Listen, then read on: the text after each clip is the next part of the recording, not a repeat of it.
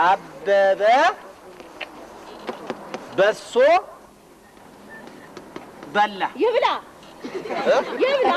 እኔ የምለው እኔ እኮ እንደምን ይሻለኛል እንደው እኔ ምን አስተማሪው እኛ ልንማር ነው የምንመጣው። ይሄ አበበ 1970 ጀምሮ በሶ የሚበላው በምን ምክንያት? ጨጓራ በሽታ አለበት። ምንድነው ችግሩ ነው? ለምን በሶ እንትን ክትፎ በላ ለምን አትሉትም? ስማ እስከ ዛሬ ያበሉት እኮ ቢሰፈር እውነቴን ነው 100 ኩንታል እኮ በሙ አይደስ ምንድነው ጉድ? አትበላቸው። ይሄ እኮ ትምህርት ነው።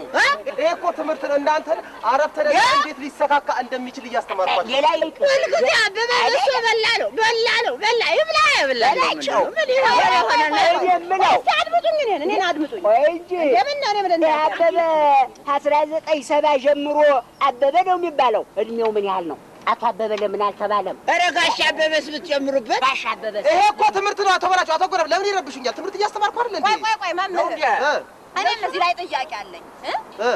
ድህነቱ እኮ ነው። እኔ ድህነት ይዞት እንደው ምን አለበት እንደው አንድ ቀን እንኳን አበበ ከባንክ ቤት ብር ሊያወጣ ሄደም ለምን አይባልም?